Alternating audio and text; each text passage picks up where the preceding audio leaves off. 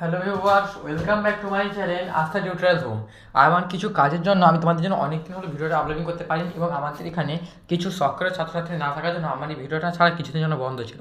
তাই আমি তোমাদের জন্য আবার একবার নিয়ে এসেছি এখানে 7 ম্যাথের সলিউশন। দেখো, এখন আমাদের চ্যানেলটা খুবই ডাউন চলছে এবং তোমরা কেউই আমাকে সাবস্ক্রাইব করছো না, লাইক কমেন্ট কিছুই করছো না। আমি তোমাদের জন্য কিছুদিনের জন্য ভিডিওটা আপলোডিং করা বন্ধ করেছিলাম, কিন্তু কোনো কিছু করার নেই। তবুও আমি তোমাদের জন্য আরও একটা ক্লাস 7-এর প্রশ্ন উত্তর সলিউশন নিয়ে এসেছি। দেখো, আজকের ক্লাসের মাঝে ক্লাস 7-এ রায়মার্টিন প্রশ্ন পেয়েছি, আমি তোমাদের জন্য স্কুল নম্বর 11 মানে যেটা হচ্ছে কামরাবাদ উচ্চ বিদ্যালয়। এখানে তার ফিজিক্যাল সায়েন্স, লাইফ সায়েন্সের সমস্ত লং কোশ্চেন, শর্ট কোশ্চেন, সমস্ত প্রশ্ন তো আজকে আমরা আলোচনা করে দিয়ে চলেছি।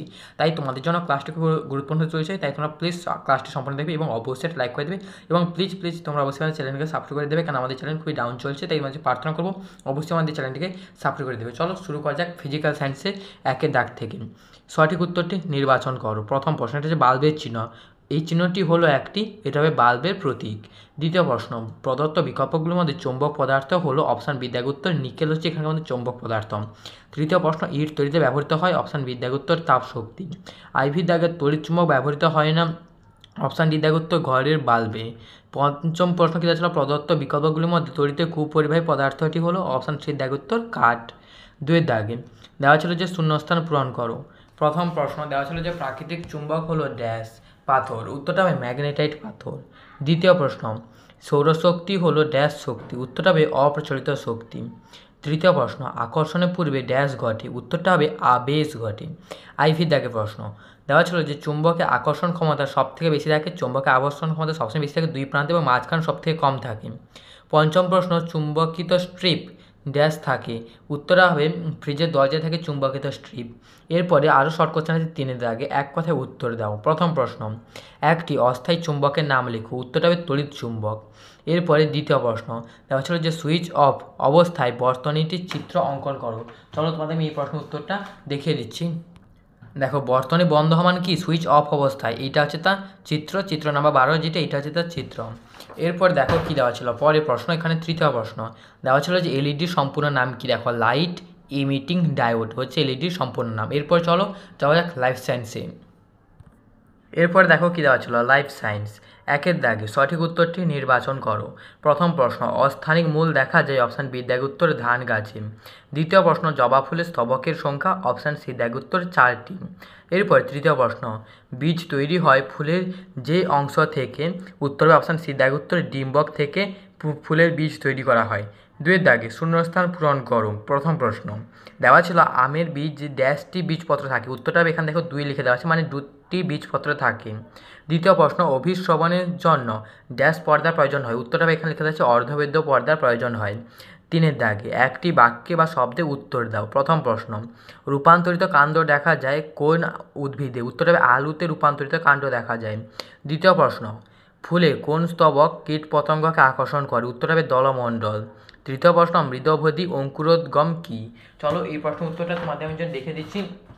মৃদভেদী অঙ্কুরোদ্গম কী।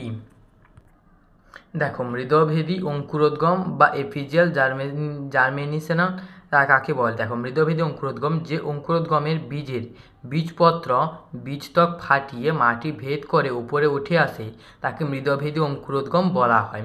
যার উদাহরণটা যদি দিয়ে দিতে পারো আরও খুব ভালো হয়, যদি মনে হয় অবশ্যই দেবে উদাহরণটা। কুমড়ো, তেঁতুল, রেড়ি ইত্যাদি বীজে এই প্রকার অঙ্কুরোদ্গম দেখা যায়। এটা হয়ে গেল আমাদের এই প্রশ্নের উত্তর। এরপর কী দেওয়া ছিল, দেখো দেওয়া ছিল 4-এর দাগে সংক্ষিপ্ত উত্তর দাও। প্রথম প্রশ্ন, পত্রফলক এবং পত্রবৃন্তের কাজ উল্লেখ করো। চলো এই প্রশ্ন উত্তরটা তোমাদের দেখিয়ে দিচ্ছি। দেখো, এই প্রশ্ন উত্তরটা হচ্ছে এখানে লিখে দেওয়া আছে। দেখো, পত্রফলকের কাজ।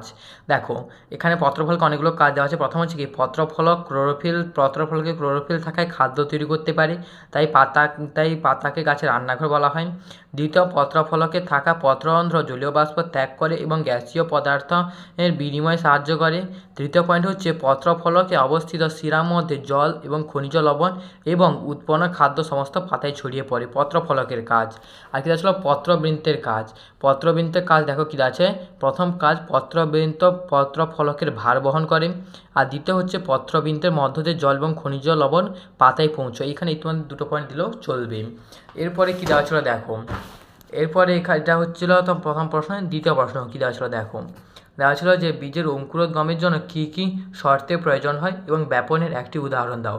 বীজের অঙ্কুরোদ্গমের সময় কী কী শর্তের প্রয়োজন হয়? প্রথমে বীজের অঙ্কুরোদ্গমের জন্য জল, আলো, উষ্ণতা আর তার সঙ্গে অক্সিজেনের প্রয়োজন হয়। এটা হচ্ছে বীজের অঙ্কুরোদ্গমের জন্য প্রয়োজনীয়তা শর্ত। আর হলো ব্যাপনের একটি উদাহরণ দাও। এই প্রশ্নের উদাহরণ দেখো, ঘরে ধূপ জ্বালানোর চারদিকে যে ছড়িয়ে পড়ে সেটা হচ্ছে ব্যাপনের উদাহরণ। মানে ঘরে যে ধূপ যে জ্বাললে চারদিকে যে ধোঁয়াটা ছড়িয়ে পড়ে সেটা হচ্ছে ব্যাপনের উদাহরণ। এটা ছিল তোমার জন্য স্কুল নম্বর 11 সমস্ত প্রশ্ন উত্তর, মানে 25 নম্বরে অল A to Z সমস্ত প্রশ্ন উত্তর আলোচনা করে দেওয়া হলো। যদি আমাদের ভিডিওটি ভালো লেগে থাকে অবশ্যই লাইক করে দেবে এবং এরপরে ভিডিওটি পাওয়ার জন্য অবশ্যই আমাদের চ্যানেলটিকে সাবস্ক্রাইব করে দেবে। আজকে আমাদের ক্লাসটা এখানেই শেষ করলাম, দেখা হচ্ছে এরপরে নতুন ক্লাসে। তোমরা ভালো থাকবে, সুস্থ থাকবে, টাটা, বাই বাই।